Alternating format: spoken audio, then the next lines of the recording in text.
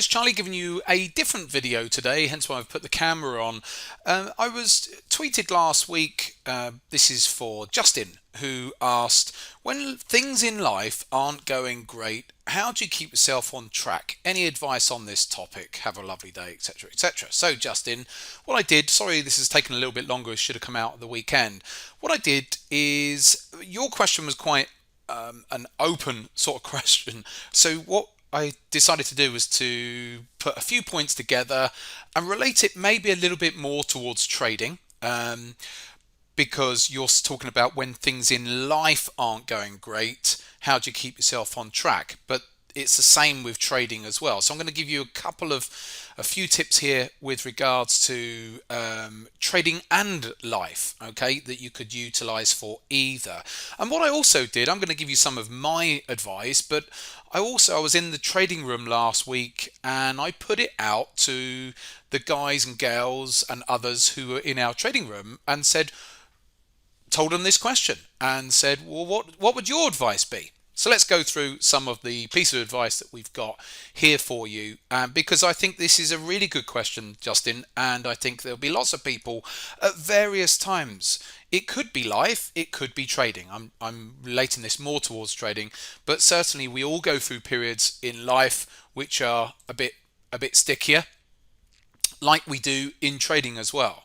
And so it's very easy in trading to get down, a bit depressed, and then you feel like you're in a bit of a rut and you can't get out of it. And we can all attest to life being like that at times over the years as well. So let's go through some of this guidance.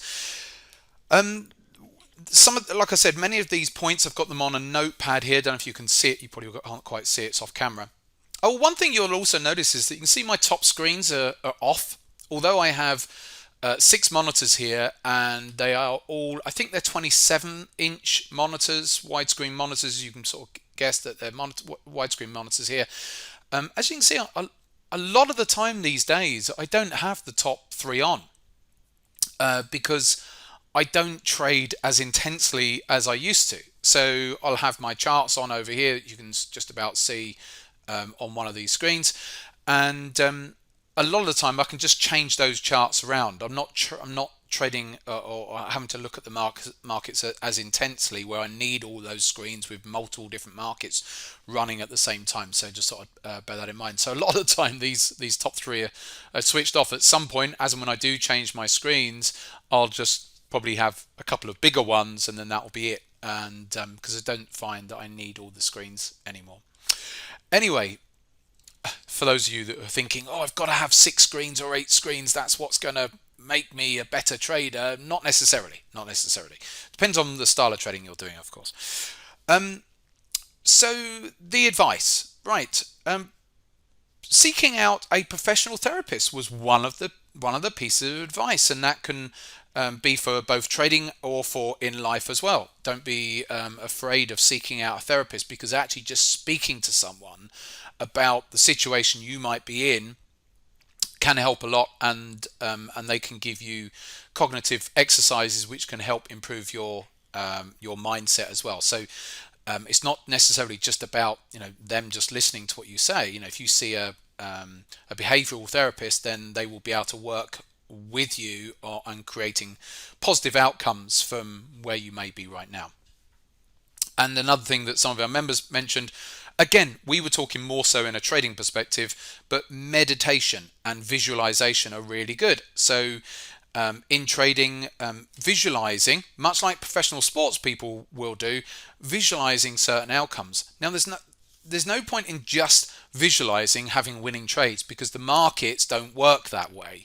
If anything, visualizing losing trades is a really good thing in trading, because if we get used to if we visualize seeing that losing trade. So if, for example, for you a losing trade is £50 or euros, or £100 or euros, but if you've actually already visualized it, if it actually happens, and when it happens, because you're going to have losing trades, then you don't feel as uptight about the fact that it's happened, because you've already visualized it. Yeah. So, but what you can also do with visualization, which can help with trading, is visualizing the processes. We can't control the outcomes of every individual trade we're going to have. We cannot control that. But what we can do is be in control of our processes. And so if we can limit the sort of mistakes that we might make, trading on a whim, trading on emotion, because, oh, a market's going up, I've got to get in on it. Or, oh, that looks overbought, I'm going to sell it. So that type, if we can eliminate all of that emotional responses to the markets, then that means that we're going to probably be trading with better discipline. So visualizing ourselves trading according to our plan is a really good thing. There's no point visualizing just having profitable trades, because all that's doing is setting ourselves up for failure, really, because as soon as we have a losing trade, we're thinking, oh no, but I haven't visualized this. I'm visualizing winning trades and I've lost. Oh no, I must be a failure, and that's just not the case.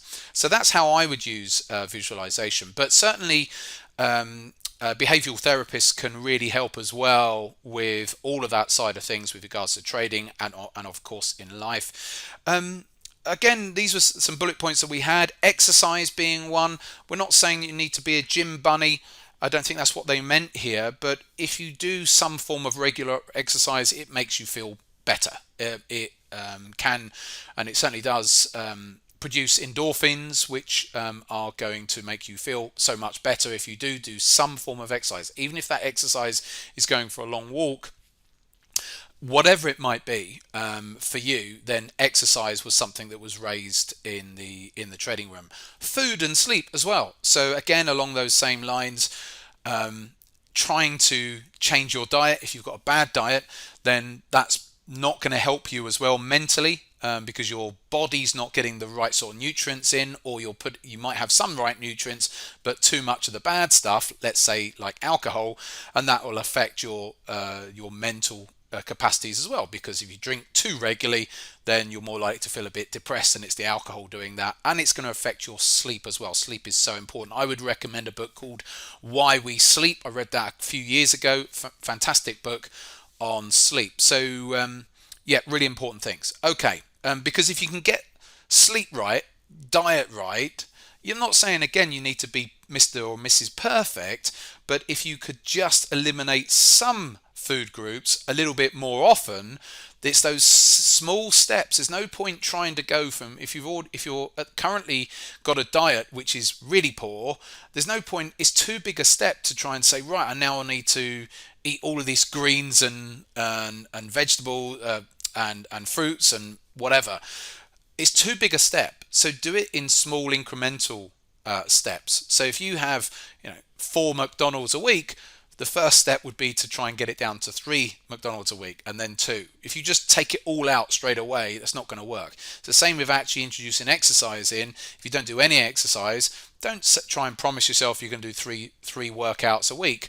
Just start and just do maybe 1 workout a week, and then gradually you can then start to, as you get used to it, you'll start to say, hold on a second, I think I can do 2, and then that's how you work on these things. Okay. Positive self-talk. This was one of mine. I endorse this a lot. When you're talking to yourself, again, from a trading perspective, then a lot of chatter is really good. Positive external self-talk. So, for example, if I was in a trade and or let's say I missed a trade, done all the analysis, didn't quite get an entry, and then the market flew away from me. Now, you could very easily create a negative from a situation like that, but I will always look for a positive spin on any trading situation. So what I would do in that situation is say, well, at least my analysis was correct, and give myself a pat on the back, rather than feeling the emotions of frustration because you've missed out. Actually say, well done. Yeah, I didn't quite get my entry on that, but at least my analysis was right. And all of a sudden, you flipped it on its head, rather than you festering on the negative.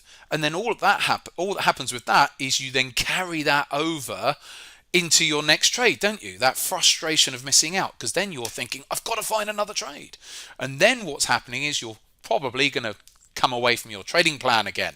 So positive self-talk, you can do it in so many different situations within trading. Take a negative and turn it into a positive. For example, I'll give you one more negative situation. You're in a profitable trade, it hasn't got to your target, and then it rolls all the way over and then stops you out.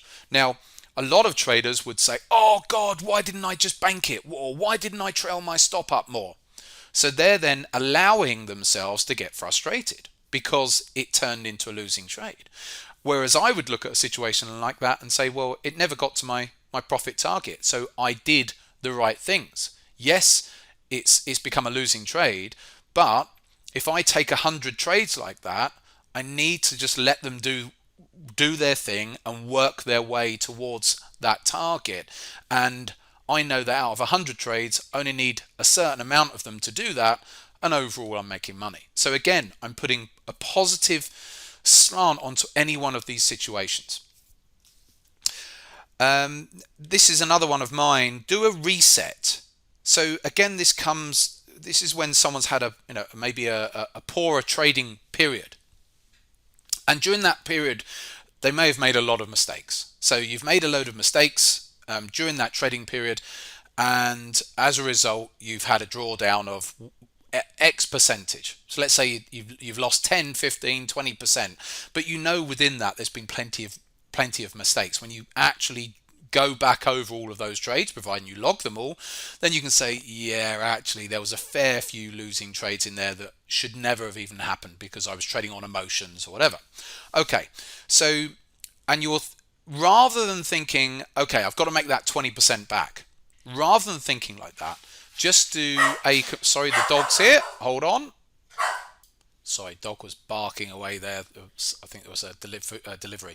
So, yeah, rather than thinking I've got to make back the 20% and then you're focusing on the wrong thing because you're focusing on the goal, actually think about drawing a line under that history, that 20% drawdown that you've had, and say, look, I made a load of mistakes during that period, so it's not a genuine drawdown in that respect. I've learned from it. It's been a good education for me.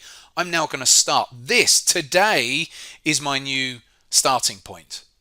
Forget that. Put those losses down to education, and I've learned a lot from that. Today, this is now my new balance, whatever your balance is at, and this is now day one. And think about it that way, because otherwise you're focused on the goal, on making back that money, and your focus is in the wrong place. You always have to keep focusing on the process, not on the end goal. If you focus on the end goal, you're probably not going to be doing the processes right. So focus on the processes. Just eliminate that, shrug it off, put it down to education. Today is my new starting balance, and I'm going to see how I get on with this new starting balance.